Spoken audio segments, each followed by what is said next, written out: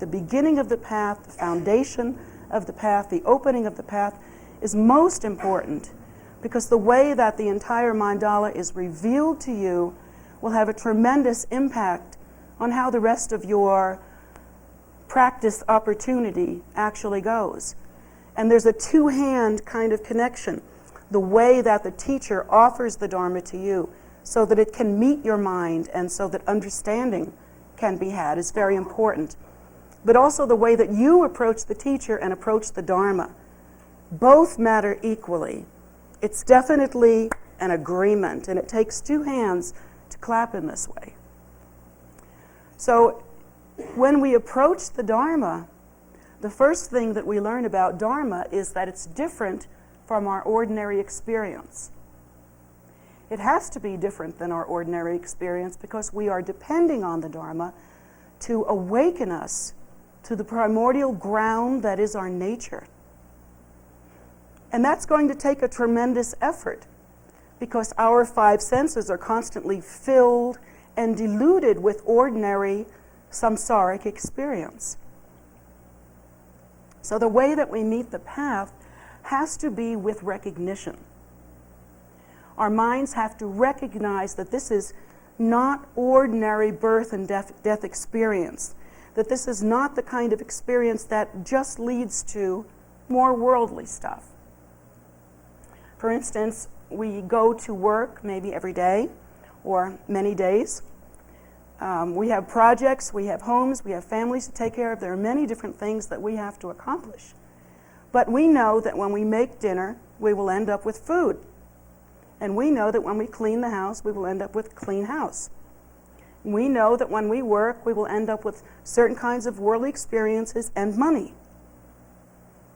And that has to be distinguished from the opportunity to hear and absorb Dharma.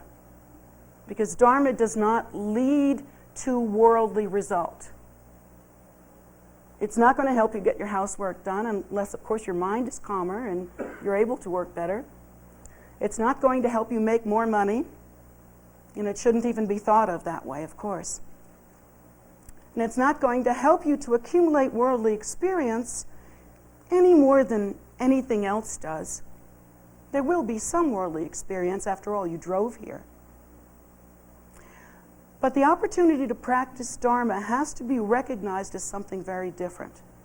And that initial recognition is so important that the Dharma teacher who is responsible will make that entry, that initial awareness, that initial recognition, make that connection many, many times so that the Dharma student has the opportunity to acclimate. And not only acclimate, but also introduce that revelation of Dharma experience into their lives, to integrate it with the rest of their life experience. This takes time, and it takes time to make the kind of commitment that one would have to make in order to practice Dharma deeply and sincerely. For instance, when we first meet with the path, the Buddha teaches us that we shouldn't burn hot like paper. We shouldn't go, oh yeah, this is Dharma, I love exotic stuff, and just run for it. That would not be appropriate. That would indicate a lack of recognition. Or we shouldn't say to Dharma, I love burgundy and gold. I love Asian things. Let's go in that direction. It's not like that. There has to be a difference in one's realization, and that takes time. The Buddha teaches us to be logical and reasonable. To say, oh wow, I like burgundy and gold and Asian things, that's not logical and reasonable. That's emotional and flighty. It's because in 10 minutes you're going to like something else. We change that much.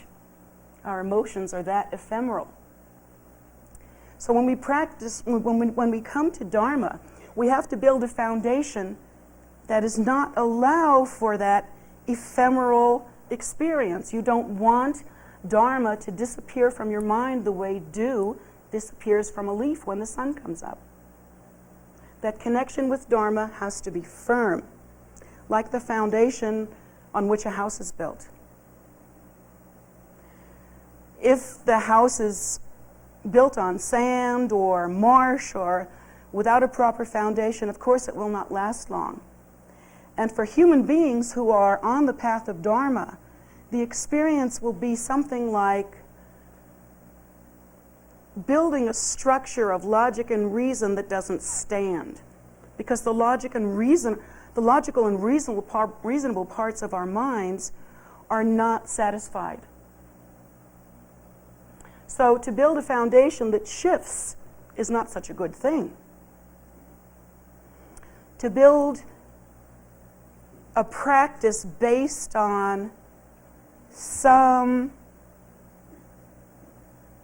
basically emotional excitement that comes from an emotional appreciation of what it would be like to be a Dharma practitioner and to have those beads and maybe wear a funny shawl or do all those things that some Dharma practitioners do. To respond to Dharma in that way is a lot like building your house on marsh. It's going to sink, and the experience that we will have as Dharma practitioners will be that our relationship with Dharma, our commitment to Dharma, our appreciation of Dharma will dry up. And we know what that feels like because many of us have considered that we've entered onto some kind of spiritual path, or we wouldn't be here. At least we will consider that we are searching for a spiritual path, or we wouldn't be here. So we must be interested in something that is meaningful and profound, and it pays to build on a very firm foundation. So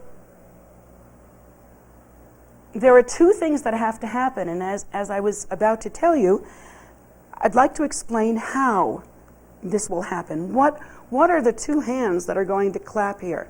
What is the relationship between the student and the Dharma experience? What is the relationship between the teacher and the Dharma experience? What is the relationship between the teacher and the student? And first of all, I would like to tell you of my responsibility so that in the future, if I do not fulfill this responsibility, you can let me know. The reverse of that is also true. Because I will tell you what your responsibility is, and hopefully I won't ever have to tell you about it again. But don't count on it. And the reason why is that we have gained the habitual tendencies we have now, particularly, and it may come surprising to us to think that this is simply a habitual tendency. We have maintained the habitual tendency of non-recognition since time out of mind. As the Buddha teaches us that we have engaged in the belief of self-nature being inherently real since time out of mind. We didn't have 5 past lives or 10 past lives or 50 past lives. The Buddha teaches us that our first giving rise to the idea of self-nature being inherently real, in whatever form that took, it doesn't have to look like a form that we recognize right now. That habitual tendency has been building since time out of mind. That means unmentionable time. So the idea that we're going to slip into this easy as pie is a little unrealistic. We have to change habits. And we have to move from an ordinary, worldly, samsaric view into the kind of understanding that the Buddha spoke of when he said, in describing himself, I am awake. And that's a long space, that's a big space between ordinary recognition that registers that I'm sitting here and you're over there. Ordinary dualistic experience that says, I am speaking and you are listening. I'm in this high place and you're in this less high place. And I'm female and you're male. And all these different kinds of experiences and views. In order to change that, it's going to take a lot. In order to cut through that illusion of duality, it's going to take a great deal. And so Dharma is very powerful. My responsibility, and this is something that's very personal to me, because my teachers are Tibetan. And the teachers that I have studied with and that I have introduced my teachers to and that I will introduce you to are Tibetan. They are extraordinarily, sublimely skilled in what it is their duty to do. And that is to unfold the Dharma for us like a lotus flower, petal by petal, leaf by leaf. Now my job is a little bit different because in this incarnation I was born in this country, Brooklyn no less. And so my greatest skill is functioning as a bridge between something that is culturally very different and thinking and perceiving and explaining that is very different. Because when Tibetans teach their own people, they teach very differently. It's more formal often. It's very much more ritualized. And you'll have that experience because I draw teachers here to give you that experience, to give you that blessing. But my job is to act as an interpreter and as a bridge. If that were not so, I would not have been born here. I would have been born somewhere else. So here I am, and you're stuck with me, and my job is to explain to you in a way that fits the way your mind works. So my responsibility is to learn as much about you as I have to learn about Dharma in a way. Now, at first that gives rise to a big misunderstanding because then everybody says, now I have to make an appointment with her and I have to tell her how unique and individual I am. and how experienced I am in the path and how much I know about this, that, and the other thing, so that she'll know she doesn't have to cover all that again. And that's the kind of mistake that we might make. But as I have explained to you, the foundation is as important as the result. Because the foundation is the same as the result. The foundation or ground of our practice, of our faith, of our path, does not come from the worldly experience. It is given rise by the Buddhas. The Buddhas and the Bodhisattvas, as they appear in the world, bring us this path. And so the path arises directly from the Buddha nature and therefore is consistent with the Buddha nature. Now the result of the path is Buddhahood, which arises as the Buddha nature and is consistent with the Buddha nature. Therefore the ground and the method, or the path itself, and the result, these three things are all the same. In our minds, because we are used to time and distance, and we calculate our experience through the five senses, which really are made to negotiate duality, because my eyes see you over there no matter how much I argue with them. So, this being the case,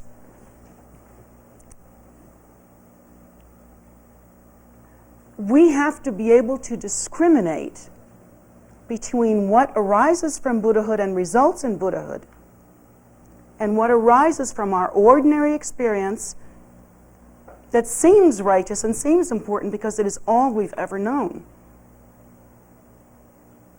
between that ordinary experience and the experience of Buddhahood, of realization, of that which is extraordinary. And so that's the beginning of the path, is the awakening of some kind of recognition.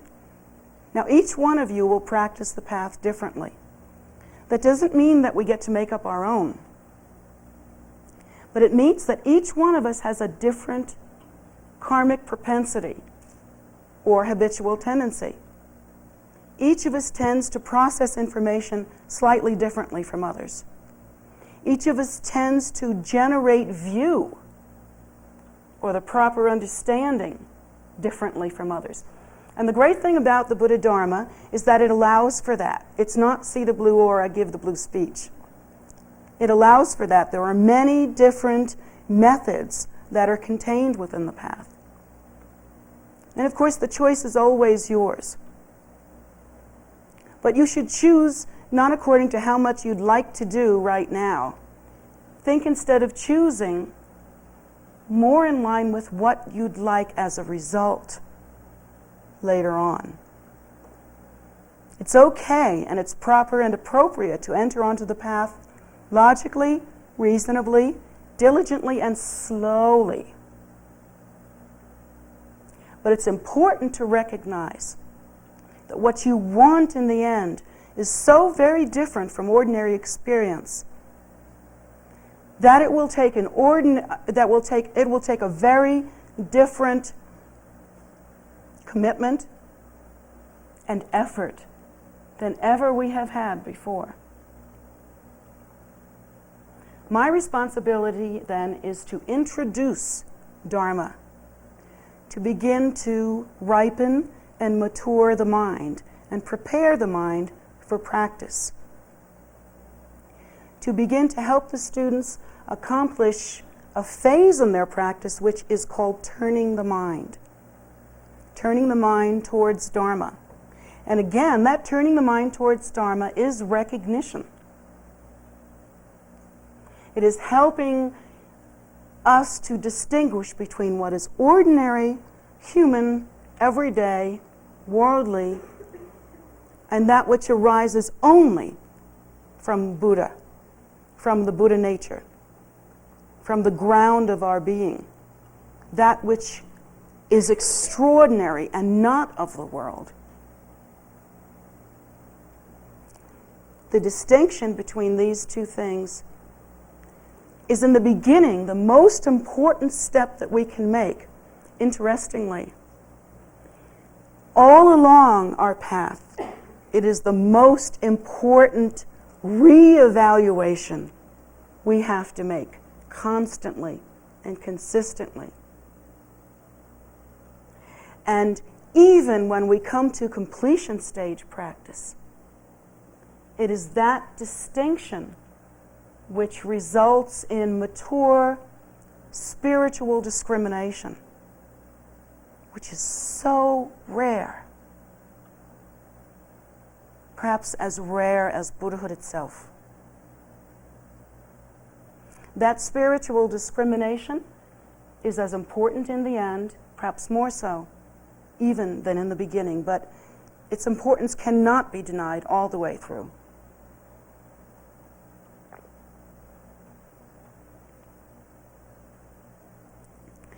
So my responsibility is to help you connect with that view, to nourish that view, to give you the way, if I can, to understand that view in steps that are increasing, increasing, increasing. To speak in your language, to connect with your experience so that we can be relative. To somehow, and this is the hard part, take very concise, very ancient, and unchanging teachings that never change, and without changing them, translate them and bring them into a new culture, speaking differently with different words and different ways. In traditional culture, for instance, a Lhamo might say, you should accomplish the 4 thoughts that turn the mind, and you should accomplish the 5 immeasurables and the 24 of this things and the 78 of the other things, and we should list them and explain them. And for Americans, that's very difficult because what we're hearing is lists. We hear grocery lists and we say, I got lists. Lists I don't need. What I need is wisdom. And you're right. This particular way, that the ancient way, was engineered to fit at that time. But the great thing about the Dharma is that it's possible to keep the core of the truth and yet translate. Guru Rinpoche himself, when he brought Buddhism to Tibet, had to take into account not only the change of language in order to translate Dharma into Tibetan, from the Sanskrit into Tibetan, but also he had to take in and truly absorb the cultural phenomena of Tibet. Tibet had within it the bone religion, very ritualized, very dramatic, colorful, with dramatic sounds and dramatic colors and dramatic gestures and dances of different kinds. This was a very important part. So when Guru Rinpoche came to Tibet, he not only translated the language, but also translated the phenomena of teaching Dharma itself so that the hand of that teaching could fit into the glove nicely of Tibetan culture. And so now we have the same job here, but that has to be done responsibly and purely and honestly, so that there is no chance we're just talking blah, blah, blah. We have to be sure that what we're teaching here is Dharma, and yet it must be done in a way that excites, that's my job, excites the mind of the Western Dharma practitioner, gives nourishment, feels like food. That's my job. And if I don't do that well, you need to tell me. You can write me a note, and I'll be glad to read it. I'll dedicate a day. Read them all at one time. But now you have a responsibility as a Dharma student as well. And that responsibility is equally as strong, equally as important. You may notice that some of my students, well, they used to, when they hear Dharma teachings, will hold their hands like a bowl. Hands, there goes my accent again. Hold their hands like a bowl. And the reason why I taught them to do that is because, first of all, it is a traditional mudra or way to hold a hand.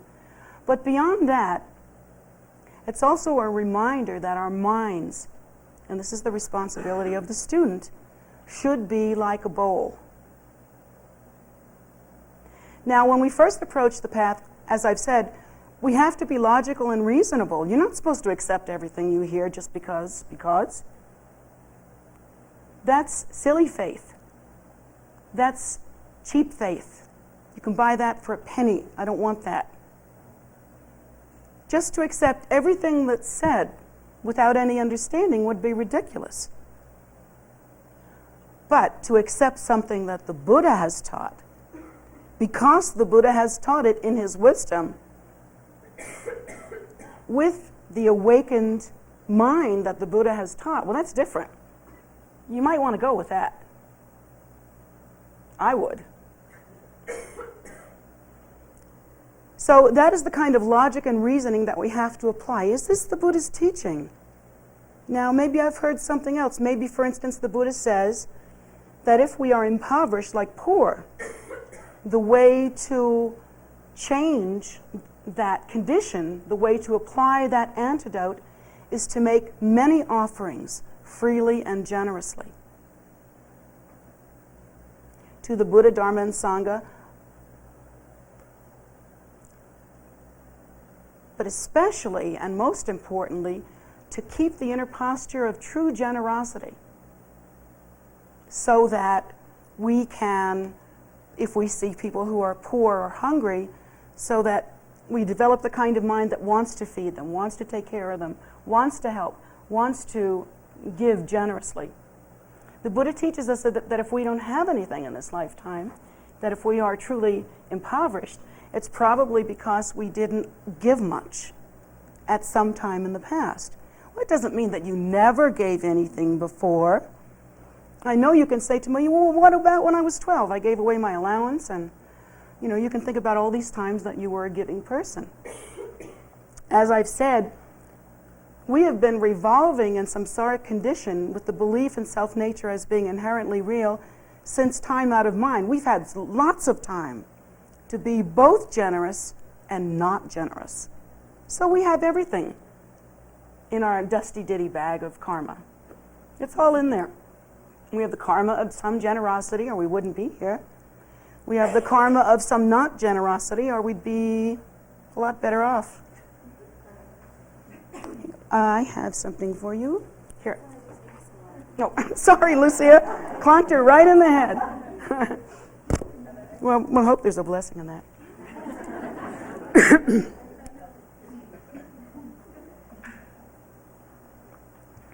So,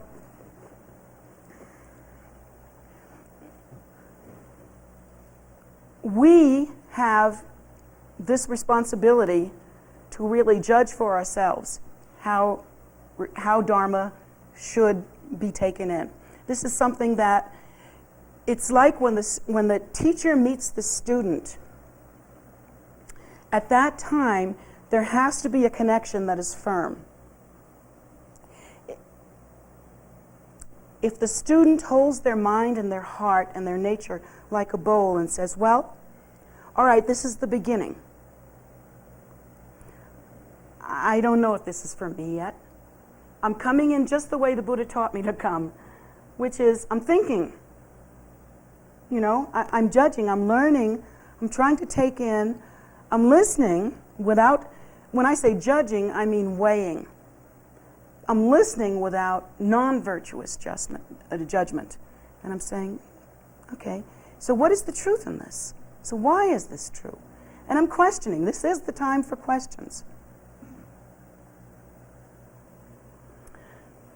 Yet, we hold our minds like this so that we can question, judge, and hear in a valid and fundamentally sound way. The mind should be like this. Now, supposing we come in here and we say, well, I've been to all the other local spiritual beings, and I've tested and tasted a few other gurus. Let's see what she's like.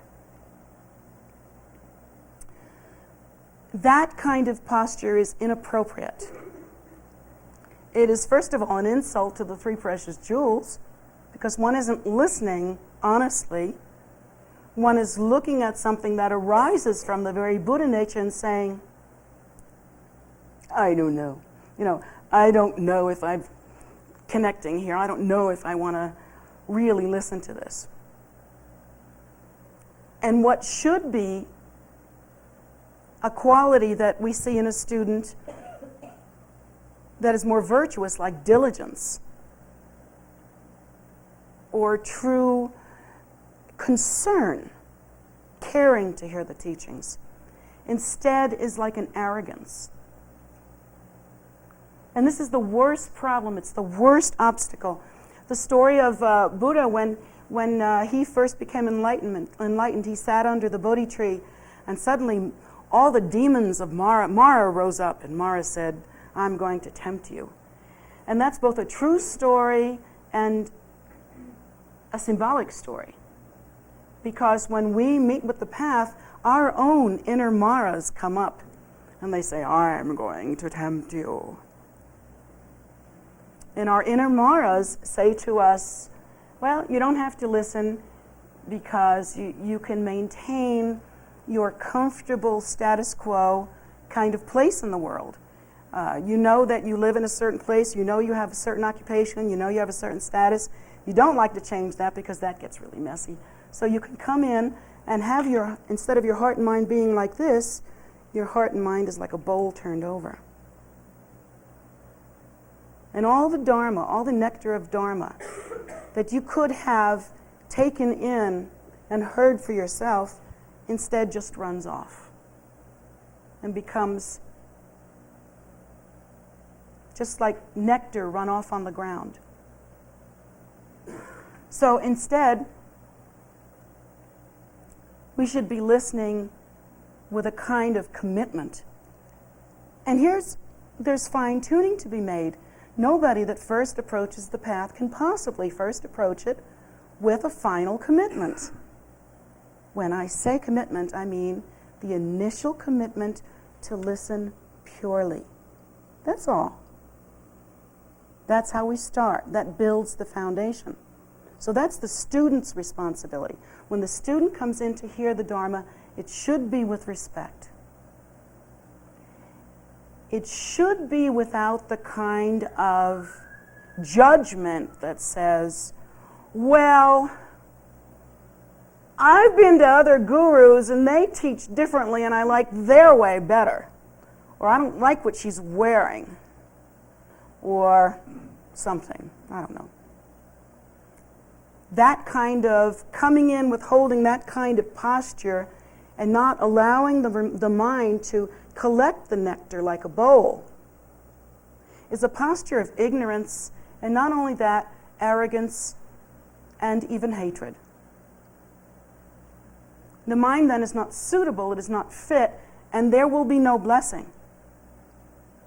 The thing that we have to understand about Dharma, it's not a faith or a religion or a philosophy that one waits on. You know? We don't wait until some blessing comes to us. We don't wait for realization to occur as though it were coming out of the sky. We don't wait until somehow naturally we attain a certain level or get good enough somehow in some vague way, having the idea that good enough somehow in some vague way, having the idea that salvation will simply appear like out of the sky. And if you have the right amount of X's, you won't get it, and if you have the right amount of checks, you will. That's not how we consider Dharma. Dharma is an interaction, a relationship between two faithful friends. One is the Lhama, and we should consider the Lhama to be our spiritual friend, our spiritual parent, our spiritual companion. And the other faithful friend is the student, who takes care with how he or she listens, takes care how he or she responds. Dharma is not something that we can collect. You can't say, I have this teaching, that teaching, from this teacher, that teacher, because that is an external phenomena. That is the relationship that one has with the world. We collect shoes. We collect clothes. We collect cars. We collect baseball cards. Whatever. But Dharma is not material like that. We do not collect Dharma. These two faithful friends join in here. This is where the recognition takes place. This is where the relationship is. It is not external. The relationship between oneself entering onto the path and one's teacher is so profound that it cannot be shared with any other being. It is so personal and so intimate, even if one only sees the teacher twice a year. That relationship is so personal and so intimate. And it's not a personality cult. Guru Rinpoche himself had many root gurus, many spiritual friends. I have two main root gurus and other teachers as well. And my understanding of the relationship between myself and these spiritual friends, who are my gurus in this world, is that they are the same. The recognition is that they are the appearance of the Buddha. That this is the appearance of my very nature, of my path, of the result that I crave for myself and all sentient beings. These holy ones appearing in the world, that is the meaning of that appearance. I don't like one guru more than the other. That would be a worldly thought. But I recognize what they bring as the nature that cannot be distinguished. I recognize that what they bring is my own primordial wisdom face, your primordial wisdom face. And there is no distinction with that. And so that relationship is intimate and personal and does not depend on external phenomena. When we first come onto the path, we think, oh, if teacher smiles at us, it's good, we're happy. Teacher doesn't smile at us, now it's not so good, we're not so happy. And so we become impotent in entering onto the path and having that holy relationship. Because we look for something external. We look to see what that personality sitting on that throne looks like today. Does that sound like a responsible connection and meeting with one's true spiritual friend? No, of course not. I think of my gurus as being like the door of liberation, all lined up. Like when you get to the door, you can't tell the difference. I don't think, oh, well, here's one Rinpoche and here's the other Rinpoche, and I like the way he teaches, I don't like the... My responsibility is recognition, as yours is. And that recognition grows slowly and diligently. If we don't have that, we have no result.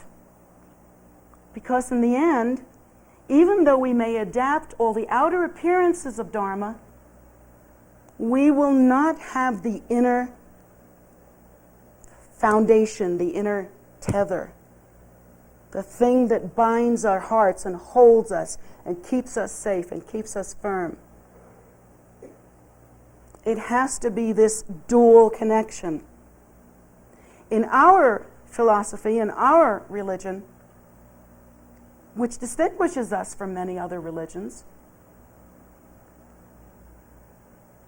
enlightenment or liberation cannot be whimsically offered, passed out like ice cream, if we say the right words. Neither can it be denied.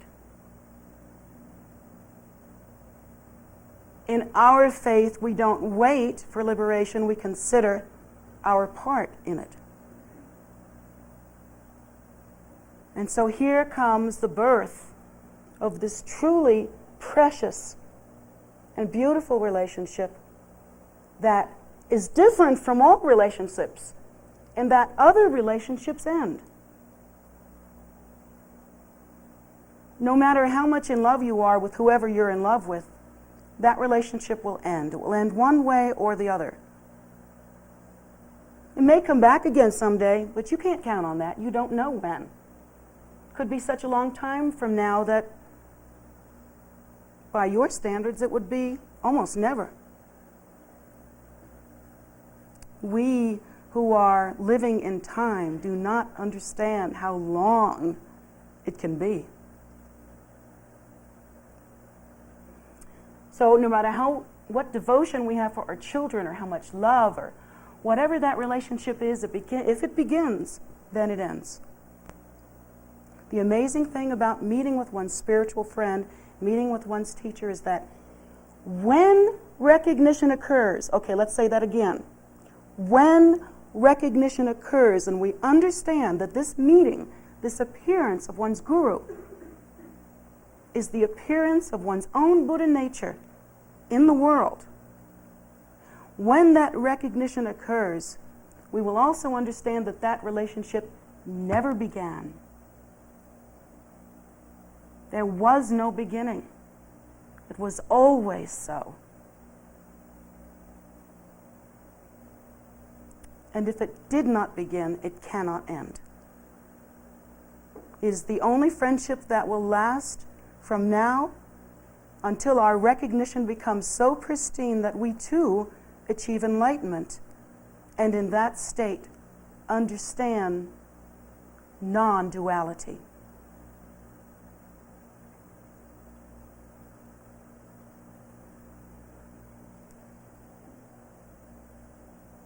The very appearance of that meeting, of that occurrence of meeting with one's spiritual path,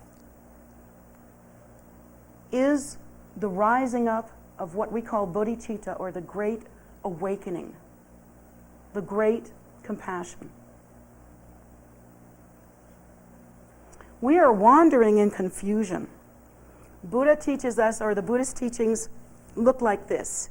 They say that our condition in the cycle of death and rebirth in samsara is a lot like a bee in a jar. A bee in a jar has no recognition. Can't see the glass, can't see beyond the glass, doesn't have a mind that works that way, so its only option is to buzz around and bash its head on the jar again and again and again. Its instinct is get free, get to a comfortable place, and yet all it can do is beat its head in that jar. And so we have a similar condition. This is what the Buddha has taught us, that we are wandering in cyclic existence without recognition. And so our lack of understanding, that non-recognition, keeps us wandering helplessly in duality. That state of non-recognition causes us to consider that each and every one of us are separate. Causes us to judge only by appearances, to look at appearance and assume that because our five senses have told us something, that it is correct. And this is the way that we are wandering in samsara. Therefore, we do not know how to make the connection between cause and result. We literally can't see that. I mean, in simple ways we can. We know Newton taught us that things will drop, and we've learned about if you drop something, it will go down, and we've learned that if you shout in an echo chamber, you'll hear something bounce back, and we understand some vague cause and effect relationships, but really, if we look at our own activity and look at how we repeat compulsive and neurotic issues again and again and again, it's obvious that what the Buddha says is true, that we are like bees smashing our heads up against jars. We make the same mistakes again and again and again, and sometimes one wonders, are we learning machines or not? Can we learn? But that is the condition that I'm describing, that state of non-recognition. Takes ordinary appearances and tries to make sense out of them. And that is the bee in the jar, wandering helplessly. Because we can only understand very limited cause and effect relationships. We can only understand that these the cause and effect relationships that we are directly involved in. Boil the milk and it scalds. Those kinds of things. Kick the dog down the stairs. Well, you've got your own result there. Well, I'm only saying that because I love dogs and it's shocking to say that. So these ordinary results are the ones that keep us wandering.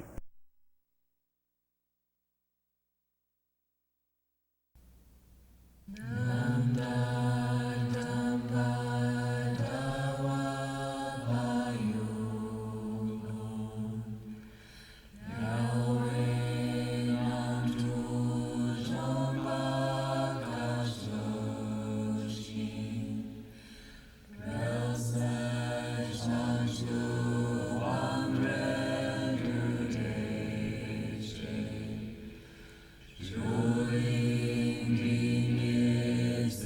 love.